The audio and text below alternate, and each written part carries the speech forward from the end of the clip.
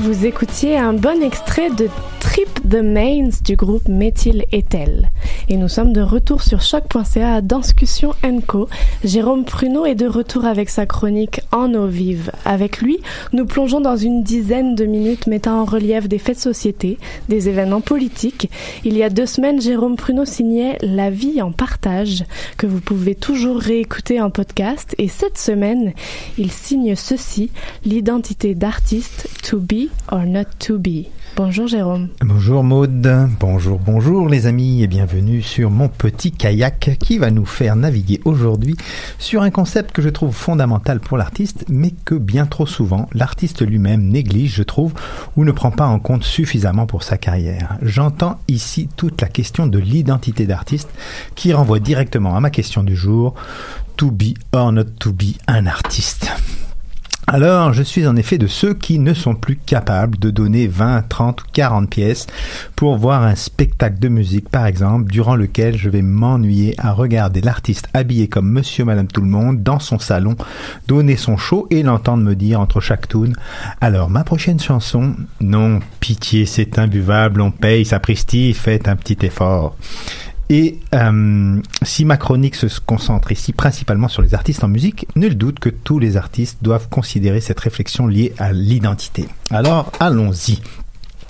Le concept d'identité, en fait, c'est assez nouveau puisqu'il apparaît seulement dans les années 1960 sous la plume d'anthropologues et de sociologues et notamment dans le champ de la culture au sens anthropologique. Il a été depuis largement utilisé au point de devenir un concept fourre-tout où les définitions se sont multipliées. Mais une chose simple à retenir, c'est que l'identité se construit toujours sur une dialectique entre faire partie d'un ensemble et être unique dans cet ensemble. Uniformisation et singularité. On est tous des Québécois, mais je suis le seul et unique Jérôme Pruneau dont les caractéristiques permettent de me définir sur ma carte d'identité. Ainsi, chaque individu possède sa propre identité qui le rend bien sûr différent de tous les autres. Ce qui veut dire que l'identité est d'abord appréhendée comme un phénomène individuel. Alors de ce contexte, être artiste ou avoir une identité d'artiste, ça veut dire quoi ? Eh bien, au regard des éléments liés à l'identité qu'on vient de voir, être artiste revient à savoir qui l'on est, ou plutôt qui on veut être, ou qui on veut incarner. Car de ce choix dépend ce que l'on diffuse en tant qu'identité, c'est-à-dire en tant que message, en tant qu'image, en tant que valeur, en tant que personnage ou représentation d'un personnage. Si au cours d'une carrière, les directions ou les choix artistiques peuvent changer, ce que l'on a décidé d'être nous colle à la peau de longues années. Car le public tend toujours à croire ce qu'on lui montre. Il faut donc se construire une identité puis la décliner constamment. Et si possible, une identité la plus réduite possible et la plus simple possible. Pourquoi, me direz-vous ? Eh bien parce que le processus de représentation de Monsieur et Madame Tout-le-Monde vis-à-vis d'une image vise toujours à réduire cette image au maximum en gardant ce qui le concerne dans son environnement. C'est l'exemple type de l'étude qu'ont réalisé Albert et Postman en 1947 sur le processus de la rumeur, démontré dans leur ouvrage The Psychology of Rumor. Une personne observe une photo pendant une vingtaine de secondes. On lui demande ensuite de relater ce qu'il a vu à une autre personne à qui on demande d'en faire autant de ce qu'il a compris ou entendu à une troisième. À la 8e personne, ce qui est raconté n'a quasiment plus rien à voir avec ce qu'il y a sur la photo. Ainsi, la photo d'un blanc tenant à la main un rasoir dans un métro se transforme en celle d'un noir qui agresse un blanc avec une lame de rasoir. Le phénomène de légende urbaine suit ce même processus. Autrement dit, ce processus spontané s'effectue selon 3 étapes. La réduction d'une part, l'accentuation d'autre part et l'assimilation. Dans les premières communications, on nommait la plupart des détails, c'est la réduction. Mais ceux qui subsistent sont accentués, l'accentuation, pour enfin être assimilés à notre propre environnement en les rendant cohérents par rapport à notre groupe d'appartenance, c'est l'assimilation. Alors les artistes risquent eux aussi ce même genre de processus dans la perception qu'on a d'eux ou dans leur nomination. Un exemple simple, on est passé de Céline Dion à Céline, de Elvis Presley à Elvis ou de Salvador Dali à Dali. Et je ne donne ici que des exemples de noms. Mais il y a aussi des représentations qu'on associe. Par exemple, Rock Voisine est le beau chanteur d'Hélène, John Wayne est l'acteur de western, ou les Beatles sont les 4 de Liverpool, etc., etc. Le public ou les consommateurs veulent que l'image qu'ils ont de quelque chose soit leur réalité. C'est pour ça que des touristes qui vont en Espagne veulent voir des joueurs de castagnettes ou des danseurs de salsa à Cuba, au risque de devoir embaucher d'ailleurs des danseuses libanaises par exemple pour les imiter. Et c'est bien là le drame. Bref, une identité d'artiste recoupe plusieurs réalités qu'il faut maîtriser ou du moins auxquelles il faut réfléchir. D'abord, il y a l'identité physique. Quelle image de soi et ou personnage on donne à voir. Puis, il y a l'identité artistique. Quel message on veut faire passer par son art. Enfin, l'identité scénique. Quel environnement on déploie. L'identité perçue et ressentie dans la mise en scène. Alors, l'ensemble de ces éléments construisent l'identité que l'on vend, ou du moins l'identité à laquelle le public va croire, ou celle qu'il va réduire, je vous renvoie plus haut, pour vous aimer, parce que c'est ça quand même ça le but, en tant qu'artiste. Il faut dès lors choisir dans cette identité plusieurs caractéristiques qui vous démarquent. Au début d'une carrière, on conseille parfois aux jeunes artistes d'affirmer d'abord leurs différences, ce qui va les distinguer avant de rejoindre des critères généraux. On a vu souvent cette recherche de différence dans les accessoires, qui sont autant d'éléments pour renforcer la singularité personnelle et construire son image. Les étoiles faciales d'un Antoine Graton ou le beau chapeau d'un Jamiroquai. Idem pour le caractéristique physique d'un personnage qui doit coller à l'identité mise en valeur, avec laquelle il doit cadrer.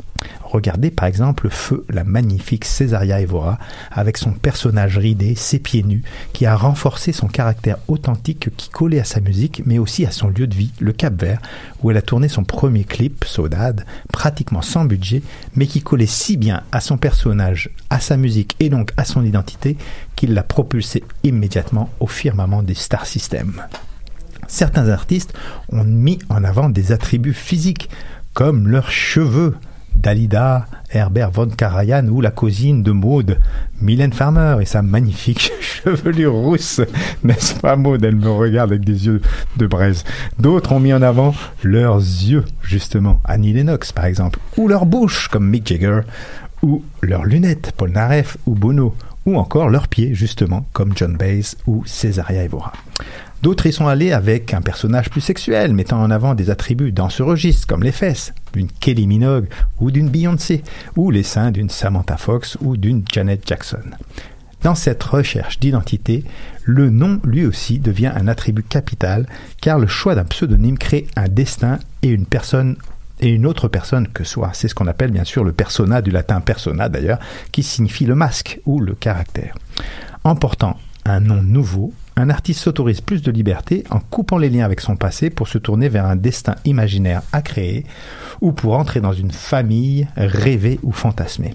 Les exemples sont nombreux et nous pourrions jouer à ce petit jeu des devinettes, chers collègues. Alors, qui est Paul David Heyson?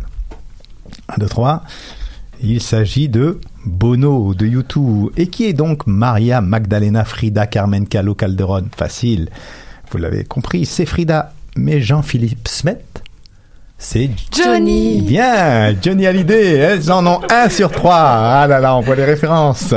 Alors, dans cette recherche d'identité, certains affichent simplement leur ambition juste par ce nom qu'ils choisissent et incarnent. Prince voulait être prince, Queen sans doute une reine, ou Sex Pistols, je vous laisse deviner. Ou pour M. ne citer que peu. Ou M, par Mathieu exemple. Chédid. Voilà.